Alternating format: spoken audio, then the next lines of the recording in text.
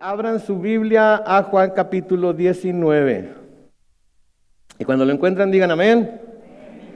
Y ya, como ya lo encontraron, vamos a orar y vamos a entrar en nuestro estudio. Padre Celestial, te damos gracias, Señor, en esta mañana una vez más, porque nos diste la oportunidad de acercarnos a tu trono de gracia, no para pedir algo necesariamente, porque a menudo eso es lo que hacemos cuando nos acercamos a tu trono de gracia, pedimos y pedimos y pedimos y pedimos.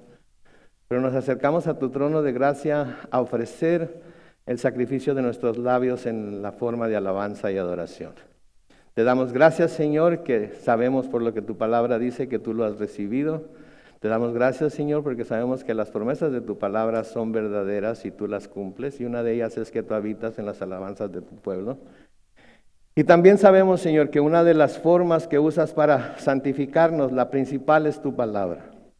Y al abrir tu palabra a esta hora, Señor, buscamos ser santificados una vez más, apartados para tu servicio, para tu honra, para tu gloria, Señor. Enséñanos las cosas que deseas que aprendamos esta mañana a través de este estudio que vamos a tener. Nos encomendamos a ti, lo hacemos en el nombre glorioso de Cristo Jesús. Y la iglesia dice, amén. Amén. Muy bien, estamos en medio básicamente de lo que es la crucifixión del Señor Jesucristo. Estamos llegando ya al final de su ministerio, porque la crucifixión, la muerte, la resurrección todavía es parte del ministerio de Jesucristo.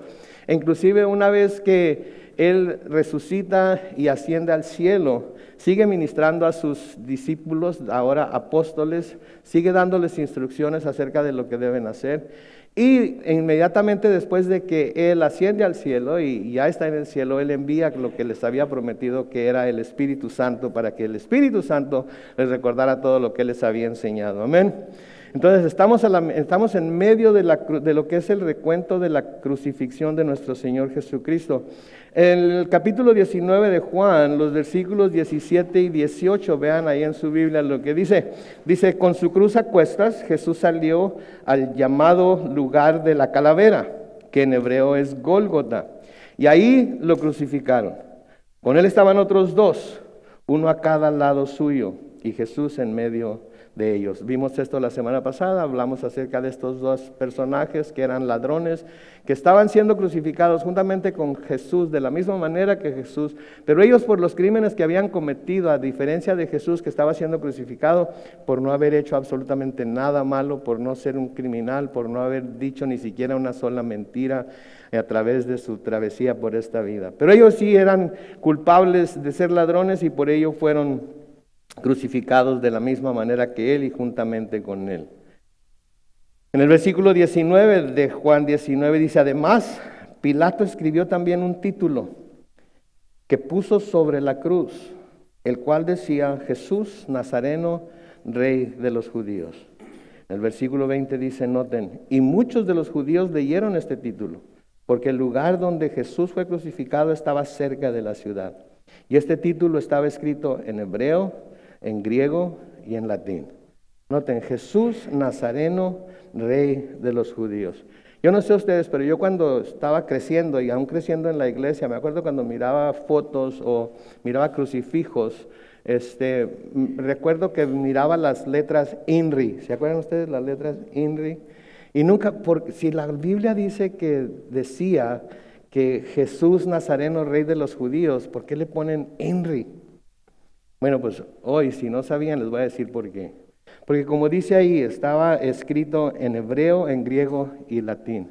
Y en latín, la forma en la que se leería Jesús Nazareno, Rey de los judíos, recordando que en el latín no existe la J, hubiera sido Iesus Nazarenus Rex Iudiam. Entonces por eso es INRI. Iesus Nazarenos Rex Iudiam. Eso es lo que quiere decir en latín Jesús Nazareno, Rey de los judíos. Y noten, de nuevo, que muchos de los judíos leyeron este título, porque el lugar donde Jesús fue crucificado estaba cerca de la ciudad. Hablamos la semana pasada acerca de cómo Él tuvo que salir fuera de la ciudad y vimos el monte de Calvario o Gólgota en donde lo crucificaron, y hablamos acerca de cómo en la base de ese monte está el sepulcro en donde Jesucristo fue puesto después de que lo bajaron de la cruz. Más de eso más adelante. Debemos recordar también Y durante este tiempo se estaba celebrando la fiesta de la Pascua, la fiesta de los panes sin levadura, que duraba 7 días. Y que habían venido muchos judíos de todas partes del mundo donde estaban dispersados para celebrar esa fiesta. Porque uno de los requisitos para cualquier varón judío es que cuando menos una vez en su vida esté en Jerusalén para celebrar la Pascua. Entonces muchos judíos de todo alrededor se reunían en Jerusalén para celebrar la Pascua durante ese tiempo. Así es que podría haber en ese tiempo, podría subir la población de personas, podría subir hasta en 1 millón, 1,5 millones de personas, porque todos estaban yendo y viniendo, llegaban, celebraban el sábado, el día de reposo, llegaban, celebraban la Pascua, llegaban, iban al templo a presentar los sacrificios, iban y se iban. Entonces en cualquier momento había aproximadamente 1,5 millones de personas a 2 millones de personas estando todos reunidos en ese lugar. Ahora, si han ido a Israel, ustedes saben lo pequeño que es Jerusalén. Y podrían pensar cómo fue posible que tanta gente estuviera ahí. Bueno, pues tenemos que recordar que en aquel tiempo no había hoteles, no había edificios. Llegaba cada uno y ponía su enramada, llegaba cada uno y acampaba. Era como un camping, ¿verdad?, afuera de la ciudad. Entonces por eso podía haber tanta gente ahí. Pero el caso es que muchos leyeron este título, ¿sí? Muchos leyeron este título, y noten que lo escribieron en hebreo, griego y latín para que todo mundo pudiera leerlo en su propia lengua, ¿sí? Entonces las inscripciones multilingües eran muy comunes en aquel entonces, porque recuerden, en la mayoría del mundo se hablaba el griego. Los romanos andaban conquistando a diestra y siniestra. Los hebreos eran gente que se apegaba mucho a sus propios idiomas. Y los romanos, que no hay una lengua romana, en aquel tiempo no eran italianos, en aquel tiempo hablaban latín, entonces por eso se escribió en latín. Entonces todos se podían leer lo que había puesto Pilato sobre su cruz en su propia lengua y entender lo que Pilato había escrito. Y lo que Pilato escribió fue: Jesús Nazareno, Rey de los Judíos, ¿sí? Entonces, el título estaba escrito en la lengua local, en la lengua común y en la lengua oficial, para que todos pudieran leer la inscripción en su propia lengua. Noten en el versículo 21 lo que esto causó. Los principales sacerdotes le dijeron a Pilato: no escribas Rey de los Judíos, sino que él dijo: soy Rey de los Judíos. Cuando habla de los sacerdotes de los judíos, está hablando de los que se consideraban los sumos sacerdotes, o sea, Anás y Caifás, ¿sí? Y los sacerdotes de los judíos se opusieron a que Jesús fuera llamado Rey de los Judíos. Estaban rotundamente opuestos a que Jesús fuera reconocido o llamado por cualquier persona Rey de los Judíos. Se oponían rotundamente a que, aún como burla, que fue lo que Pilato hizo, a que aún como burla se le diera alguna designación mesiánica al Señor. Era tanto el odio que tenían para con él, que tenían contra él, que no estaban dispuestos ni siquiera a burlarse juntamente con Pilato acerca de que él decía ser el Rey de los Judíos. Se enojaron con Pilato, y le dicen: no escribas Rey de los Judíos, dando a entender que sí era el rey, sino que escribe que él dijo que sí, que era el Rey de los Judíos. Escribe que él dijo que soy Rey de los Judíos. Entonces, al asignarle este título, Rey de los Judíos, a Jesús, los judíos empezaron a pensar, empezaron a creer que quizás si era algo que Roma había escrito, la gente iba a empezar a pensar que a lo mejor este sí era el Mesías. A lo mejor este sí era el Rey de los Judíos prometido a David. Pero noten la respuesta de Pilato en el versículo 22. Pero Pilato les respondió: lo que he escrito, escrito queda. Lo que he escrito, escrito queda. ¿Saben qué veo yo ahí? Yo veo ahí la providencia de Dios. Al permitir que este rey pagano le diera el título a Jesús que Jesús merecía, que su propio pueblo no le quiso dar.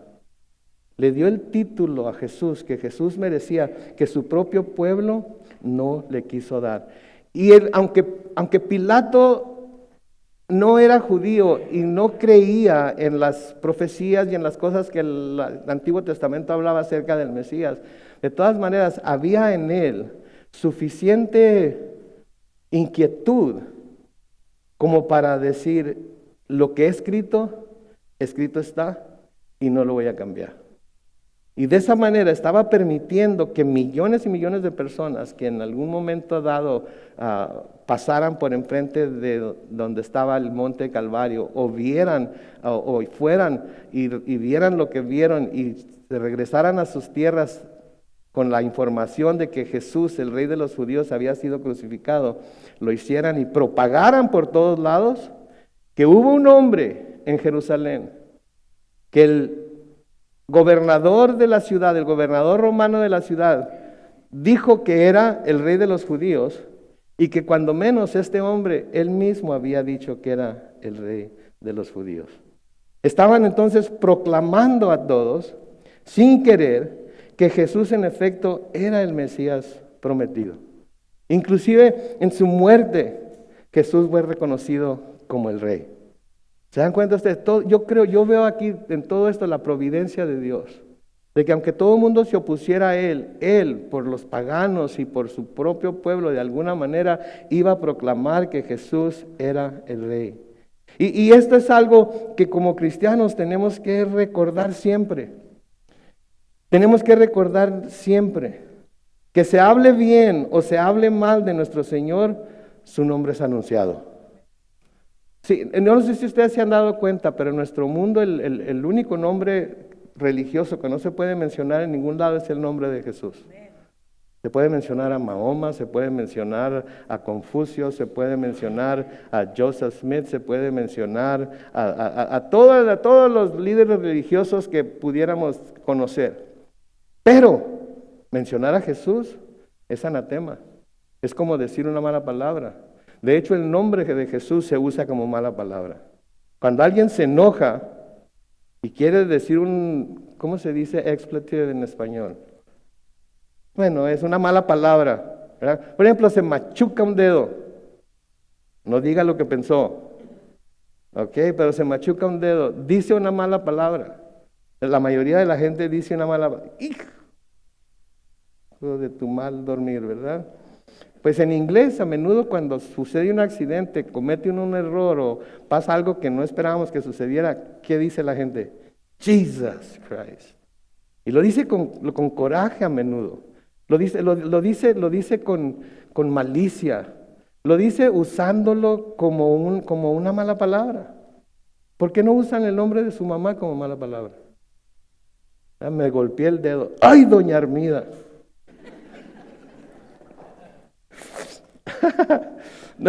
No lo hacemos, ¿verdad? Y no lo haríamos. A los que odian tanto a Trump, ¡sas! ¡Bendigo Trump! No, Jesus Christ. Lo pueden usar como maldición, pero no lo pueden usar como es, que es el nombre que es sobre todo nombre, ¿verdad? Y por eso estamos aquí hoy, mis hermanos, porque estamos aquí para exaltar el nombre que es sobre todo nombre hasta donde podamos, mientras podamos, porque va a llegar el día en el que no vamos a poder. Entonces debemos de recordar como cristianos, porque a menudo tenemos la tendencia a querer defender el nombre de Jesús, ¿no es cierto? Y déjenme decirles algo, Jesús no necesita nuestra defensa. Jesús no necesita que lo defendamos. Jesús necesita que lo prediquemos, ¿okay? Y que Él se encargue de lo demás. Entonces debemos recordar que se hable bien o se hable mal de nuestro Señor, su nombre es anunciado y eso es lo que importa. Cuando Pablo estaba preso en Roma, les escribe una carta a los filipenses. Y en esa carta él empieza a hablar acerca de cómo hay gente que predica a Jesús, pero lo hace por contención, lo hace por hacerlo sentirse mal, lo hace por causarle más problemas a él que por causarle gozo.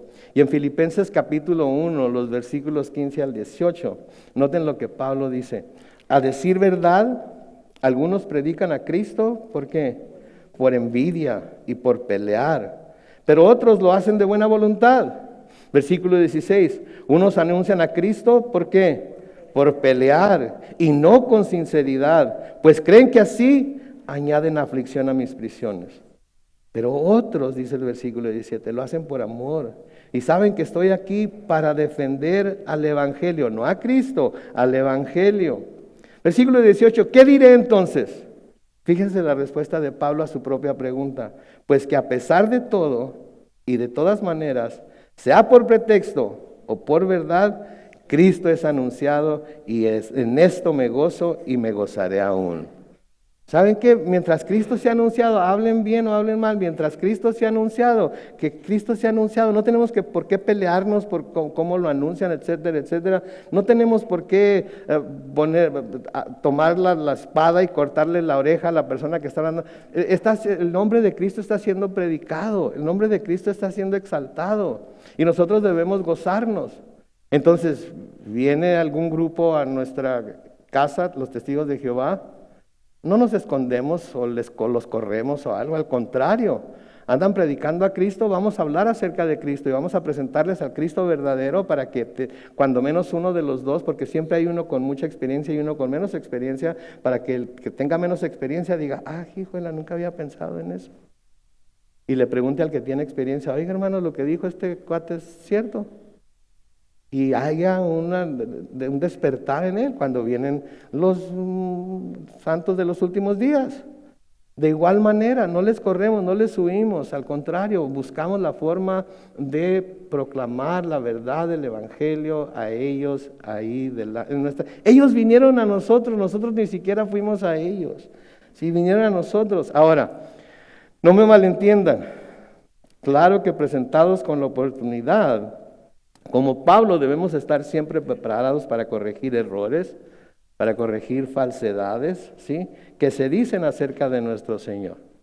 Porque hay religiones que dicen errores y falsedades acerca de nuestro Señor. Algunos dicen que Jesús es el arcángel Miguel, ¿verdad? Otros dicen que Jesús es el hermano espiritual de Lucifer. Otros dicen que Jesús fue un muy buen profeta y muy buen maestro, pero que no era Dios y que no era el Mesías. ¿Cómo se puede ser un buen profeta y un buen maestro y luego ser un mentiroso al decir que es Dios o al decir que es el Mesías? No es congruente, ¿no es cierto? Si dice que es Dios, si dice que es el Mesías, pero luego luego dice que es un buen maestro, un buen profeta, cuando lo primero que dijo era falso, ¿cómo lo vamos a considerar un buen maestro? No se puede. Quien dijo ser, o es todo lo contrario. Ustedes y yo tenemos que decidir de acuerdo a las evidencias que vemos en las Escrituras, ¿verdad? Entonces, cuando presentados con la oportunidad, de nuevo, como Pablo, debemos estar preparados para corregir los errores y falsedades que se dicen acerca de Él. Y siempre debemos estar listos para defender, no a Jesús, no a Dios, sino nuestra fe. Y para poder explicar la razón por la cual creemos lo que creemos. En 1 de Pedro capítulo 3, los versículos 14 al 16, Pedro escribe, dichosos ustedes si sufren por causa de la justicia. Así que no les tengan miedo, ni se asusten. Al contrario, honren en su corazón a Cristo como Señor y manténganse siempre listos, ¿para qué?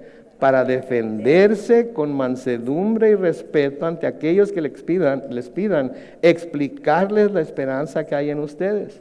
Tengan una buena conciencia para que sean avergonzados aquellos que murmuran y dicen que ustedes son malhechores y los calumnian por su buena conducta en Cristo. ¿Se fijan? Los calumnian por su buena conducta en Cristo. ¿Por qué nos deben calumniar entonces? Por nuestra buena conducta en Cristo. Como Daniel. ¿De qué fue de lo único que lo pudieron acusar delante del rey? ¿Se acuerdan? De que en las tardes se ponía a orar con su rostro hacia Jerusalén. En eso desobedeció al rey y de eso fue lo único que lo pudieron acusar. Que de eso nos puedan acusar a nosotros también, ¿no es cierto? De hacer lo correcto delante de Cristo, de tener una buena conducta en Cristo y por estar siempre preparados para defender con mansedumbre y respeto ante aquellos que nos pidan explicarles la esperanza que hay en nosotros. ¿Estamos preparados para defenderlo? ¿Estamos preparados para defender esa esperanza? Es muy fácil decir creo, pero ¿cuántos podríamos contestar si nos preguntaran por qué creemos? ¿Cuántos podríamos contestar si nos preguntaran por qué creemos? ¿Porque la Biblia lo dice? ¿Porque mis papás me lo enseñaron desde chiquito? ¿Porque es lo que el pastor dice cada domingo? ¿Tenemos una idea de por qué creemos lo que creemos aparte de esas razones? Porque ya no es suficiente decir porque la Biblia lo dice, porque luego hay muchos pretextos. La Biblia fue escrita por hombres, la Biblia fue escrita por pecadores, la Biblia ha sido alterada a través de los años, etcétera. Entonces, ¿por qué creemos en ella? ¿Sí?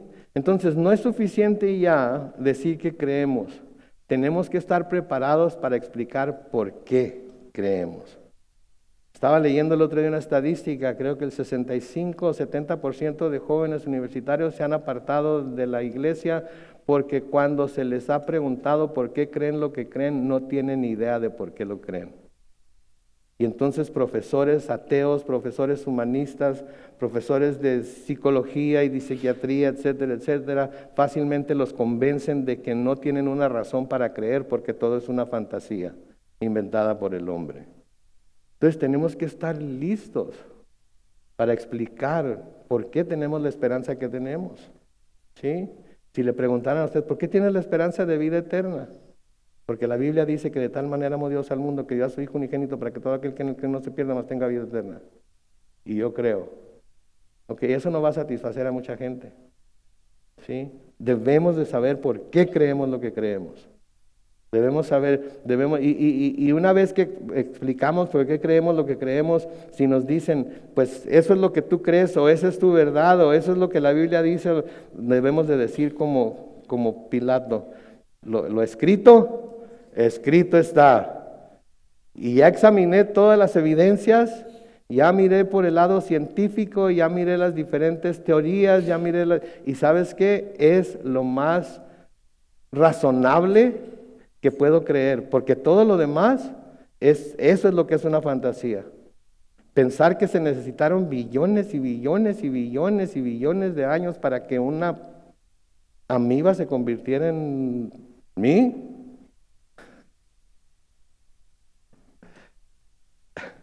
¿Qué tan racional es eso? ¿Qué tan razonable es eso? No lo es. Ahora, la teoría de evolución no es una ciencia, es una teoría nada más, que nadie ha podido comprobar. ¿Sí? ¿Usted puede comprobar que Dios existe? No lo puede comprobar, pero puede dar razones por las cuales cree que Dios existe. La creación misma nos da razones para creer que hay un Dios todopoderoso, porque todo efecto tiene una causa.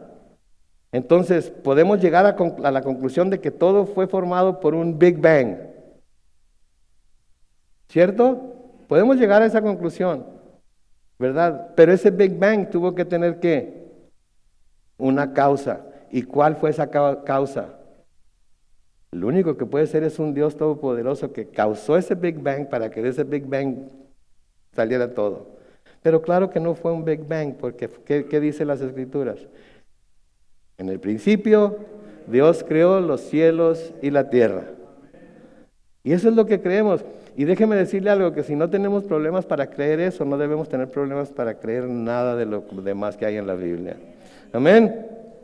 Entonces, Pedro nos invita, nos exhorta a que honremos en nuestro corazón a Cristo como Señor y nos mantengamos siempre listos para defendernos con mansedumbre y respeto ante aquellos que pidan explicarles la esperanza que hay en nosotros. Amén.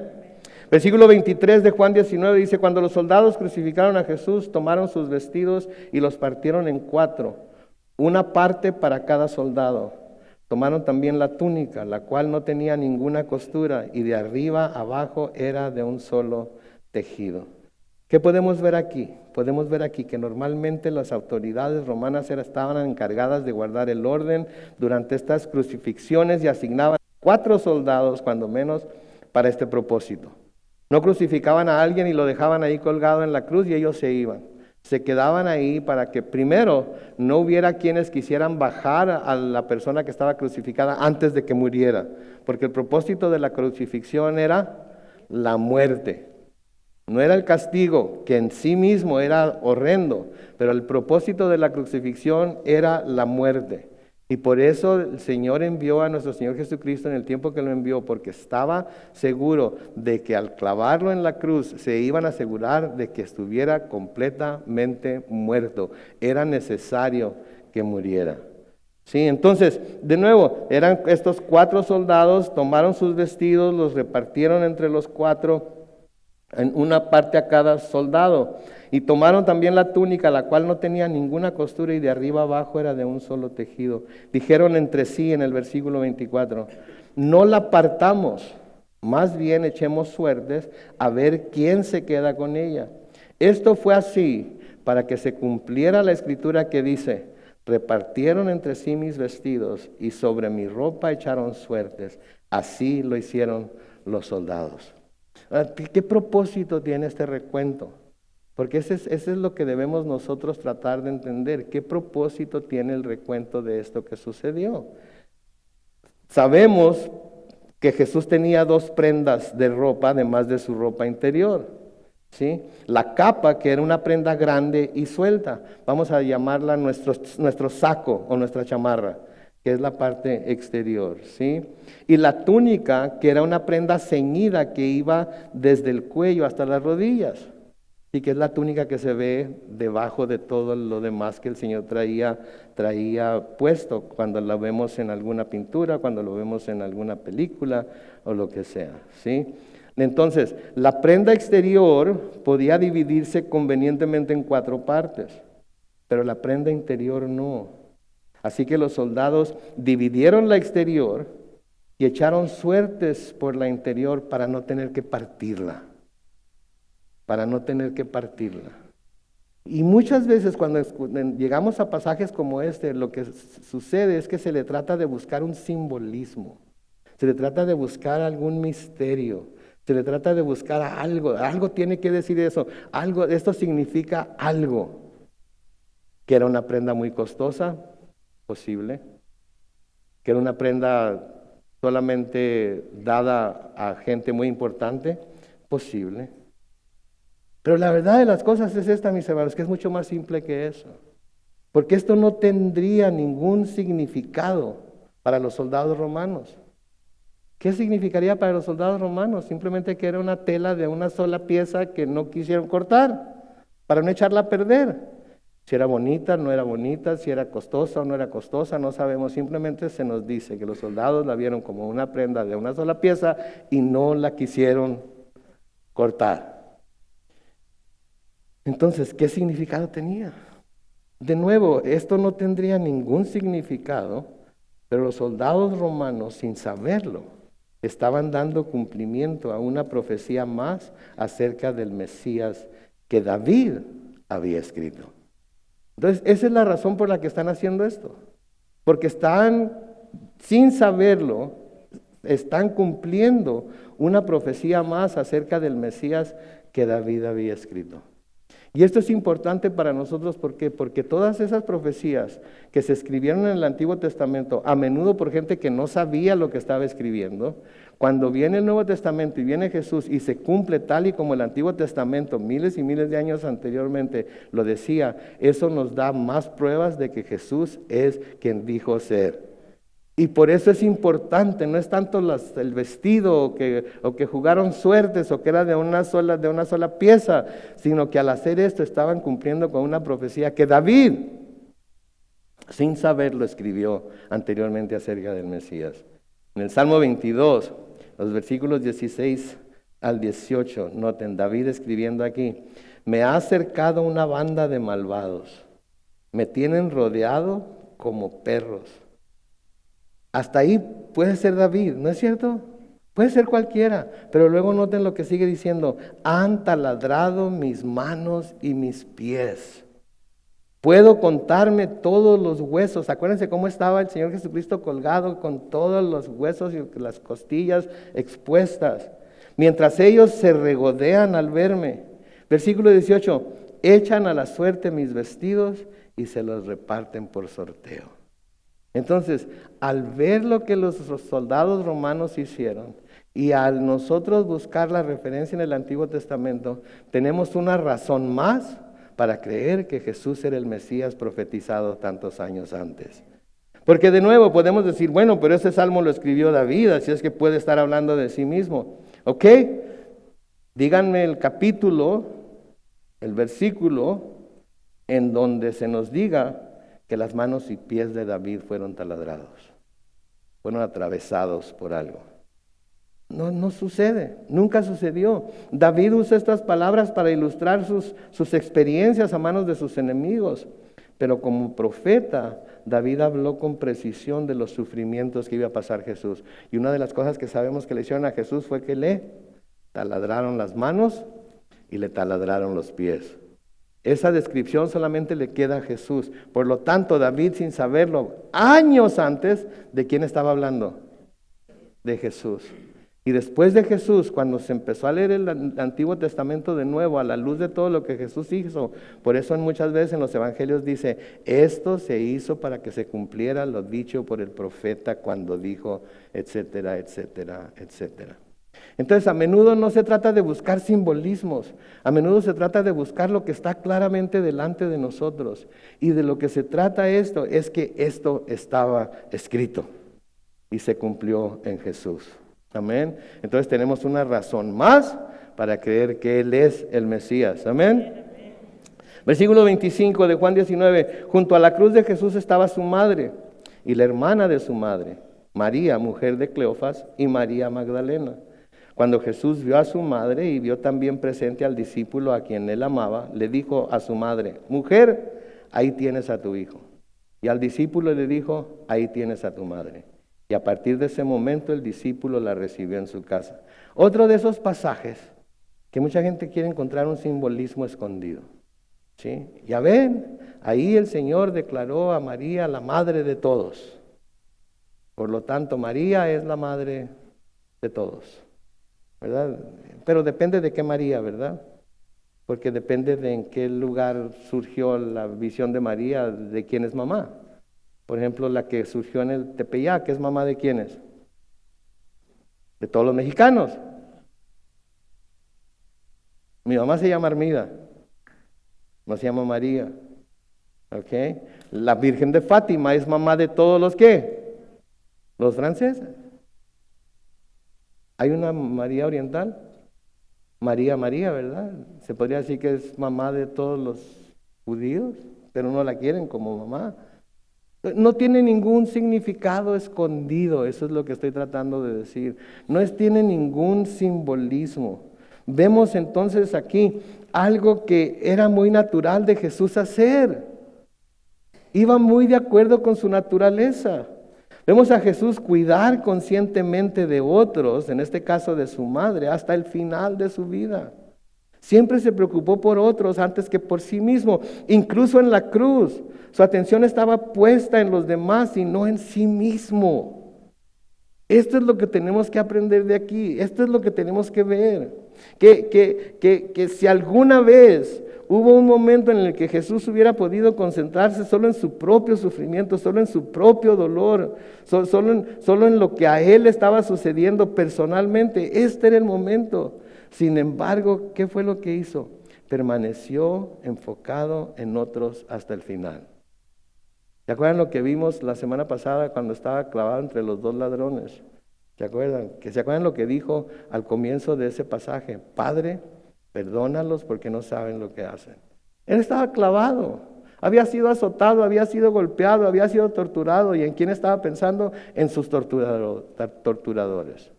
¿Sí?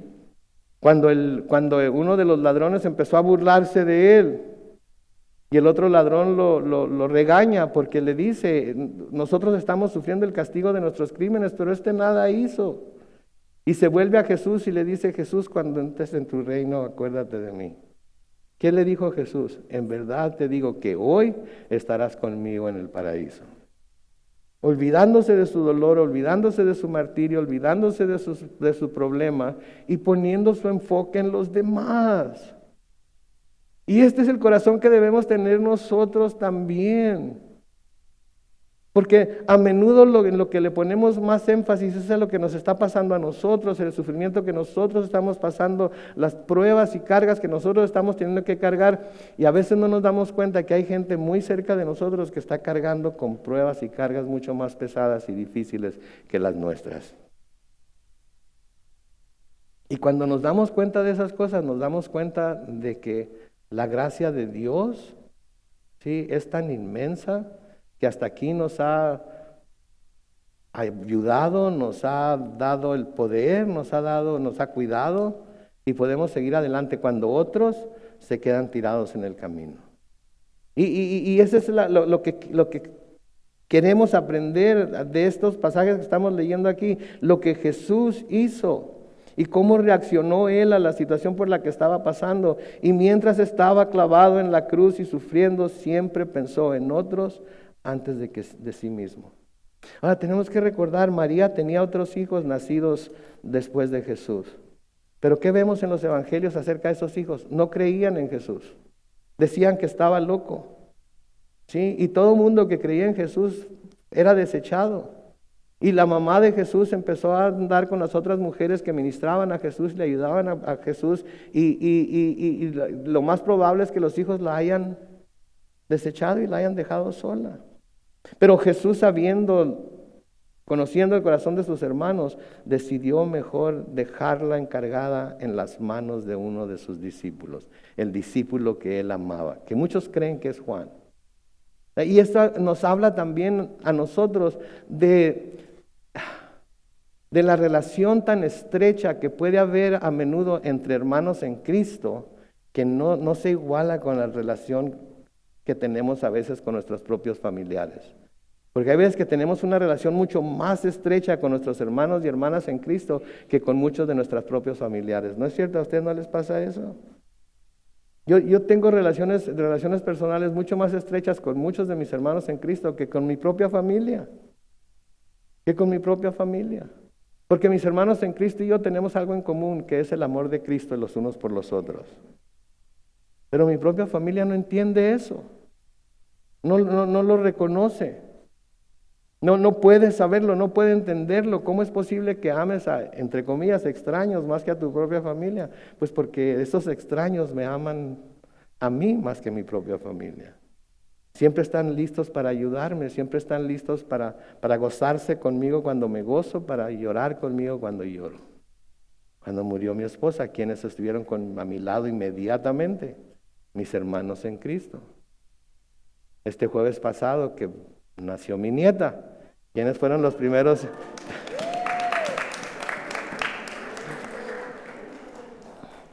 ¿Quiénes fueron los primeros en felicitarme? Mis hermanos en Cristo. Sí, ¿quiénes estuvieron ahí orando por ella? 7 libras 15 onzas. 21 pulgadas de larga. Ya casi me alcanza y acaba de nacer.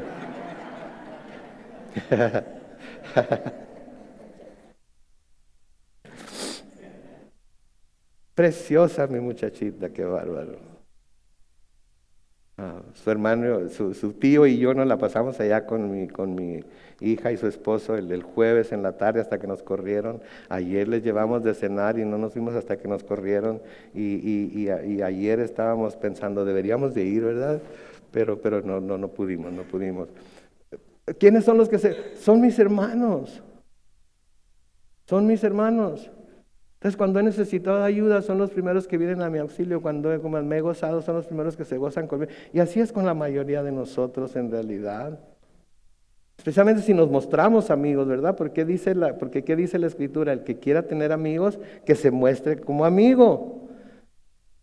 Si no quiere tener amigos, pues no va a tener amigos. Porque todavía no vamos a decir amén y ya va a ir de salida corriendo, escondiéndose para que no le vayan a preguntar nada, para que no le vayan a dar un abrazo. Entonces, eso es lo que estaba tratando de enfatizar, eso es lo que podemos ver que se está tratando de enfatizar aquí. Sí, que primero que Jesús siempre se preocupó, aún en medio de su sufrimiento, siempre se preocupó por los demás más que por sí mismo. Y segundo, que estaba confiando más en un hermano en Cristo, en uno de sus discípulos, que en sus propios hermanos para cuidar de su mamá. Entonces, no le busquemos ningún simbolismo escondido, no le busquemos algo misterioso en ello, simplemente veámoslo por lo que es, porque donde la palabra de Dios no nos permite alegorizar o espiritualizar, no debemos alegorizar o espiritualizar, debemos tomarla tal y como está escrita. Amén. Versículo 28 dice, después de esto, y como Jesús, noten, sabía que ya estaba todo consumado, que ya todo estaba consumado, dijo, tengo sed. Y luego noten las últimas palabras, para que la escritura se cumpliera. Para que la escritura se cumpliera. Entonces, después de esto, después de que oró por sus tormentadores, después de que le dijo al ladrón que iba a estar con él en el paraíso, después de que le quitan los vestidos y juegan por ellos, después de que encarga a su mamá al discípulo que él amaba, etcétera, etcétera, Jesús sabía que ya todo estaba consumado, todo lo que tenía que consumarse se había consumado, y dijo, tengo sed, para que la escritura se cumpliera. ¿Okay? Entonces, de nuevo esas palabras, para que la escritura se cumpliera.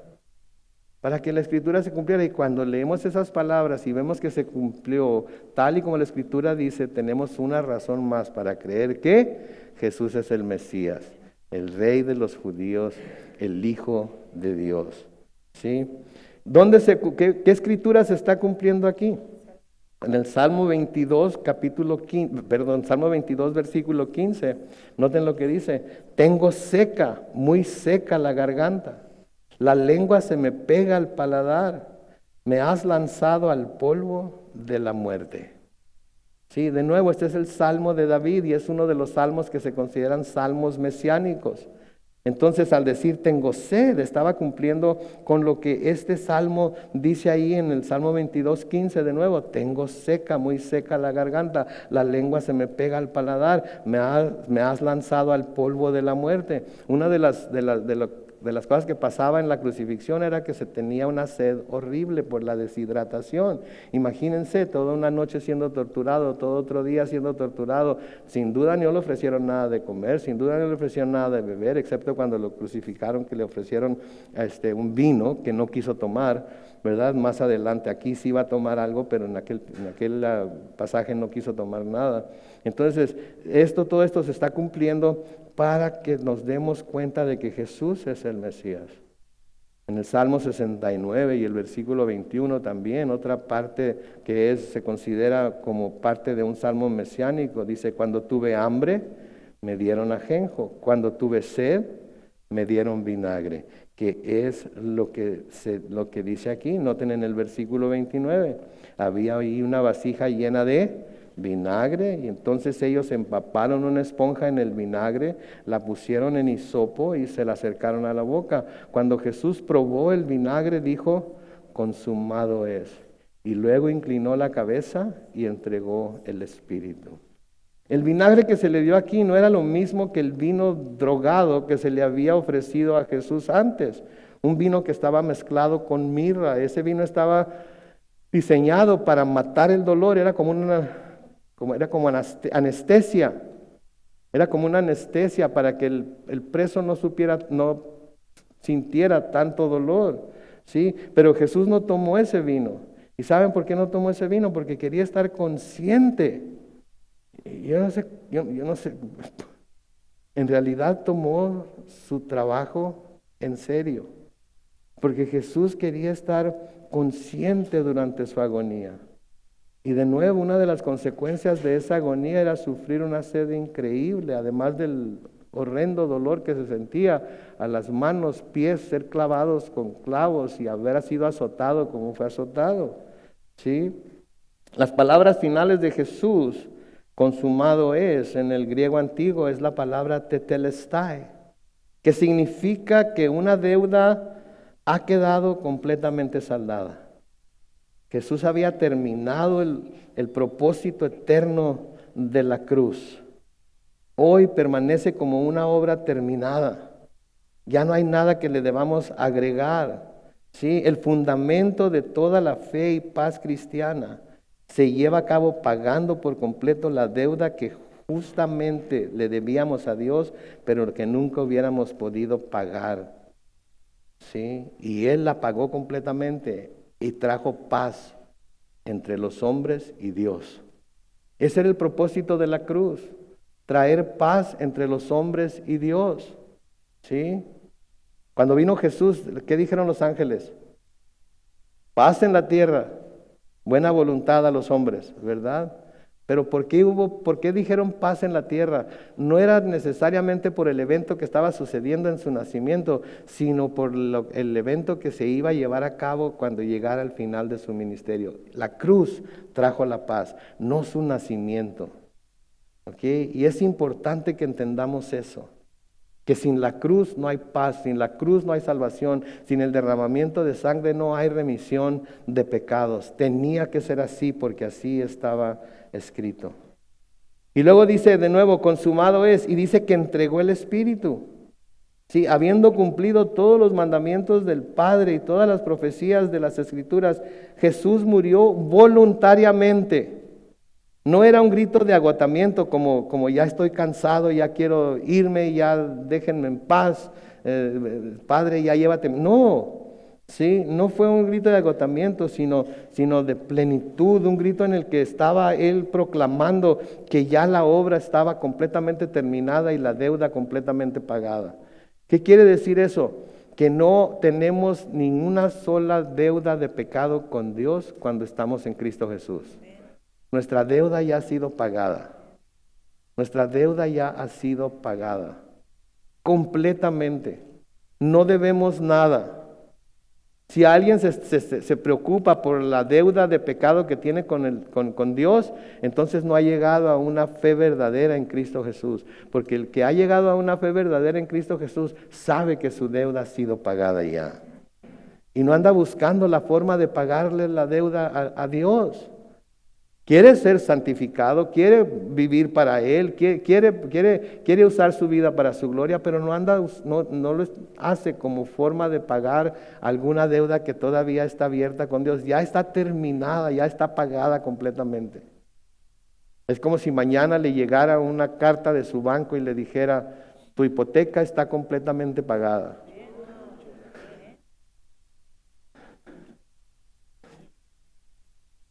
¿Qué harían? Yo empezaba a gastar a diestra y si no es cierto, no es cierto. Pero ya no le mandaría ningún otro pago al banco, ¿verdad? Sería necedad seguirle enviando pagos al banco cuando el banco me ha declarado completamente libre mi hipoteca.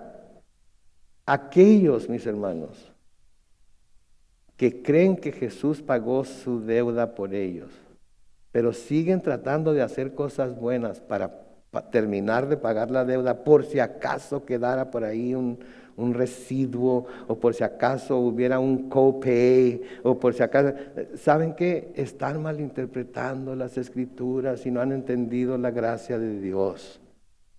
Y cuando Jesús dijo, totelestai, todo quedó pagado para siempre. Y ya no vivimos para Dios, ya no vivimos para el Señor Jesucristo para pagar nada. Vivimos para Él por lo que Él ha hecho por nosotros. Porque lo mejor de nosotros no puede pagar por lo peor que hemos sido. Lo mejor de nosotros no es suficiente para pagar ninguna deuda a un Dios perfecto, santo, justo y bueno que es Dios. Y por eso tuvo que venir Él en la segunda persona de la Trinidad y ofrecerse a sí mismo como sacrificio, porque Él era el único perfecto. Entonces noten, Él entregó su Espíritu, cumpliendo todo, al haber cumplido con todos los mandamientos del Padre, al haber cumplido con las profecías de las Escrituras, que todavía vamos a ver algunas que están fuera de orden, pero que tienen que cumplir. Él estaba muriendo voluntariamente y entregó su Espíritu, entregó su vida para pagar por nosotros. En Juan capítulo 10, los versículos 17 y 18, el Señor Jesucristo hablando aquí dice, por eso el Padre me ama. ¿Por qué? Porque yo pongo mi vida, ¿para qué? Para volver a tomarla. Versículo 18, nadie me la quita, sino que yo la doy por mi propia cuenta. Tengo poder para ponerla y tengo poder para volver a tomarla. Este mandamiento lo recibí de mi Padre. Entonces simplemente está cumpliendo con el mandamiento del Padre, está cumpliendo con la misión que el Padre le dio. Y no iba a huir, no iba a tratar de dejar las cosas a medias, iba a hacer todo hasta que todo se cumpliera, porque eso es lo que el Padre le había dicho que hiciera. Amén. Versículo 31 dice, como era la preparación de la Pascua y a fin de que los cuerpos no se quedaran en la cruz durante el día de reposo, ya que aquel día de reposo era de gran solemnidad, o sea que no era un día de reposo común y corriente. Los judíos le rogaron a Pilato que les quebraran las piernas y fueran quitados de ahí, que les quebraran las piernas a los que estaban crucificados. ¿Sí? Noten por favor la ironía que tenemos aquí. Los judíos y sus sacerdotes estaban llevando a cabo un asesinato judicial deliberado de un hombre inocente, ¿no es cierto? Estaban mandando a la muerte a un hombre completamente inocente. Sin embargo, estaban siendo tan escrupulosos, estaban siendo tan legalistas, que estaban preocupados por no cumplir con la ley del día de reposo, porque era un día de reposo especial.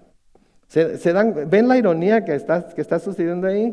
Por un lado están crucificando a un hombre justo, por el otro están preocupados porque no están obedeciendo una de las leyes del Antiguo Testamento. Eso es igual a religiosidad. ¿Sí? Eso es igual a estarse cuidando de algo que se cree que es muy serio delante de Dios, pero no cuidarse de otras cosas que son más serias delante de Dios todavía. ¿Sí? No cuidar de otras cosas que son más serias delante de Dios todavía. Es una necedad religiosa esa. Si nos vamos a cuidar, hay que cuidarnos de todo. Pero, como ya dijimos, el Señor ya lo pagó todo. ¿De qué tenemos que cuidarnos? Si lo vemos tal y como es, no nos tenemos que cuidar de nada. ¿Sí? Pero eso no quiere decir que tenemos la libertad para hacer lo que queramos. Pero no dejamos de hacer lo que no debemos hacer, no para ganarnos el favor de Dios, sino como agradecimiento que Él ya nos mostró ese favor, aun cuando no lo merecíamos. Y esto es lo que se llama una cuerda floja, le pone tensión a nuestra vida cristiana. Porque por un lado Jesús ya lo pagó todo, amén. Entonces puedo hacer lo que yo quiera, amén. Amén. Pero no hago todo lo que yo quiero. Puedo hacerlo, pero no lo hago, porque quiero honrar al Señor con mi vida. ¿Qué dice Pablo? Todo me es lícito, pero no todo aprovecha. Todo me es lícito, pero yo no me pondré bajo el dominio de ninguna cosa. Pero ¿con qué empieza? Todo me es lícito. Quiere decir entonces que todo nos es lícito, pero hay cosas que no aprovechan. Hay cosas que si las dejamos nos van a querer someter y van a querer someter nuestra voluntad a esas cosas. Y no debemos dejar que nada nos someta a su voluntad. A la única voluntad a la que nos debemos someter 100% es a la voluntad de ¿quién? A la voluntad del Señor. Entonces ahí está la tensión. Y debe haber esa tensión. Esa tensión es buena. Es como la tensión de las cuerdas de la guitarra, se los he ilustrado anteriormente. Si no le aplicamos tensión a las cuerdas de la guitarra, suena como un alambre nada más. Pero si le aplicamos mucha tensión, está fuera de tono. Pero cuando le aplicamos la tensión exacta, suena como debe sonar en la nota que debe sonar. Entonces necesitamos esa tensión en nuestra vida cristiana. Pastor, no les diga que la gracia, pastor, no les diga que todo les es lícito, pastor, no les diga que pueden hacer lo que les dé su regalada gana. ¿Por qué nos dirán a los pastores que no hagamos eso? A ver, ¿alguien sabe por qué nos dicen que no les digamos eso? Porque va a haber gente que va a decir, entonces puedo hacer lo que me dé mi regalada gana. Y va a optar por hacer lo que le dé su regalada gana, aunque vaya en contra de la ley y la voluntad de Dios. Pero va a haber gente que va a decir, entonces puedo hacer lo que me dé mi regalada gana. Pero esto está claramente prohibido en la Biblia. Esto es algo de lo que claramente se habla en contra en las Escrituras. Entonces, aunque lo puedo hacer, no lo voy a hacer, por amor, respeto y agradecimiento a aquel que en la cruz derramó su sangre para salvarme a mí de mis pecados.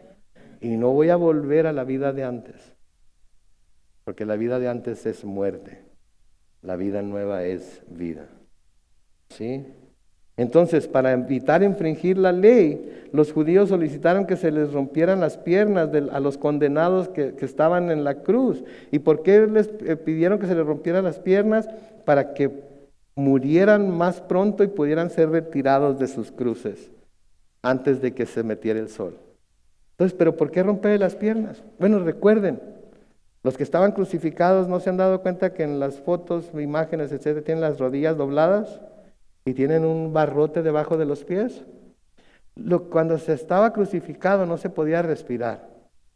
Entonces se doblaban las rodillas y se les ponía ese barrote debajo de los pies para que cuando les faltara el aire se apoyaran en el barrote que tenían debajo de los pies, jalaran las manos y pudieran llenar sus pulmones de aire.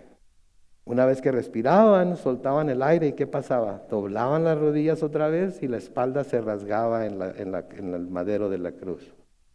Pero una vez que se les rompían las piernas, ya no podían impulsarse hacia arriba. Así es que, ¿qué sucedía? Se morían asfixiados, porque no podían agarrar oxígeno para respirar. Y entonces los judíos les pidieron a los romanos que por favor les rompieran las piernas a los prisioneros para que se murieran más pronto y no dejarlos colgados en la cruz, porque era contra la ley mosaica.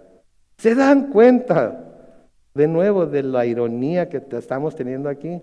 Gente religiosa preocupada por guardar la ley, por el otro lado mandando a la muerte a gente inocente en la persona de Jesús. Versículo 32 dice: entonces los soldados fueron y les quebraron las piernas al primero, lo mismo que al otro que había sido crucificado con él. Cuando llegaron a Jesús, como lo vieron ya muerto, no le quebraron las piernas. Pero uno de los soldados le abrió el costado con una lanza y al instante le brotó sangre y agua. Para asegurarse de que Jesús estaba muerto, entonces este soldado atravesó el costado de Jesús con una lanza. Después de que el soldado hiciera esto, salieron juntamente sangre y agua. ¿Y saben qué indicaba que saliera sangre y agua? Indicaba que Jesús ya estaba muerto, porque si Jesús hubiera estado vivo todavía y su corazón latiendo, lo que hubiera salido del costado hubiera sido ¿qué? Pura sangre, porque el corazón estaba bombeando sangre todavía y eso era lo que iba a salir por su costado. Pero ¿cómo salió sangre y agua? Eso les dio a entender, les dio a saber que el Señor ya estaba muerto. Hay quienes dicen que Jesús murió de un corazón roto, porque se llenó tanto el corazón de un líquido, no me acuerdo cómo se llama, que finalmente el corazón explotó. Y comprobaron así entonces que estaba muerto. Versículo 35 dice: el que vio esto da testimonio y su testimonio es verdadero y sabe que dice la verdad, para que ustedes también crean. Porque estas cosas sucedieron, noten otra vez las palabras, para que se cumpliera la escritura, no será quebrado ningún hueso suyo. Sí, entonces las escrituras también decían que ni un hueso de él se iban. El cordero pascual debía comerse, pero no se debía romper ninguno de los huesos del cordero pascual. Jesús era el cordero de Dios que quita el pecado del mundo, y porque el cordero pascual no podía romperse ningún hueso, a él tampoco. Entonces, uno debe confiar en Cristo no solo porque Juan da un relato preciso de su muerte, sino también porque cumplió con las escrituras y demostró así que él era el Mesías. Tanto la ausencia de sus huesos rotos como la perforación de su lado cumplieron las profecías pronunciadas en el Antiguo Testamento acerca de él. Versículo 37 dice: además hay también otra escritura que dice: mirarán al que traspasaron. Y esa escritura se encuentra en Zacarías capítulo 12, los versículos 9 al 10, que dice: cuando llegue ese día, cuando está hablando de ese día, está hablando del día final, me daré a la tarea de destruir a todas las naciones que vengan en contra de Jerusalén. Sobre la casa de David y sobre los habitantes de Jerusalén derramaré un espíritu de ¿qué? De buena voluntad y de oración. Y volverán los ojos a mí y llorarán por el hombre a quien ¿qué? Traspasaron, como se llora y se guarda luto por el Hijo primero y único. Va a llegar el día en el que el Señor va a derramar este espíritu de buena voluntad y de oración. Y los judíos van a volver a ver a aquel que traspasaron, que es ¿quién? Jesús. Y van a llorar por él. Se van a lamentar de que le hicieron lo que le hicieron, porque se lo van a ver como el Hijo, como el primero y único Hijo. Entonces, creemos en Jesús, sí, por todas las cosas que Juan ha estado escribiendo. Amén. Pero creemos en Jesús por todas las profecías que se cumplieron en Él y en ningún otro a través de las Escrituras. Amén. Oremos pues. Padre Celestial, te damos tantas gracias, Señor, en esta mañana por tu palabra. Te damos gracias por lo que nos enseñas a través de ella. Nos encomendamos, Señor, una vez más a tu mano de gracia para que, Señor, reveles en cada uno de nosotros las verdades de las Escrituras y nos ayudes, Señor, a creer. Pero no solamente a creer, sino saber por qué creemos. Señor, encomiendo a mis hermanos y mis hermanas a tu mano de gracia, pidiéndote que tú sigas enseñándonos a todos, Señor, las cosas que tú crees que son importantes que aprendamos y que las sigas revelando con claridad ante nuestros ojos, las grabes en nuestro corazón para no pecar contra ti, Señor. Gracias por la libertad que tenemos en Cristo. Gracias porque la deuda ha sido pagada. Gracias porque ya no tenemos ninguna deuda contigo. Y gracias, Señor, por darnos la habilidad para discernir entre lo que es bueno y lo que es malo, para discernir entre lo que es lícito y no, para discernir entre lo que se puede y lo que se debe hacer. Y, Señor, te pedimos que sigas, Padre Santo, llenando nuestro corazón y mente con tus palabras. Purifícanos, límpianos, lávanos, oh Dios, con el agua de tu palabra y ayúdanos a conocerte mejor todavía de lo que te conocemos. Nos encomendamos a ti en el nombre glorioso de Cristo Jesús. Y la iglesia dice...